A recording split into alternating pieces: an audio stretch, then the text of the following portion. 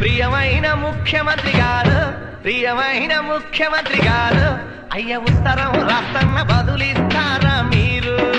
ఉత్తరం రాస్తన్న బదులిస్తారా మీరు? టెలిఫోను కొట్టగానే ఉల్లి తెరపైకి తమరు వచ్చి ఏ ప్రశ్నలు అడిగినా గాని బదులిస్తారు అంట తమరు.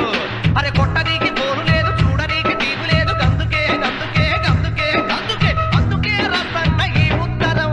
శ్రీ శ్రీ శ్రీ శ్రీ మహారాజ ప్రియమైన ముఖ్యమంత్రి గారు, ప్రియమైన ముఖ్యమంత్రి గారు, అయ్య ఉత్తరం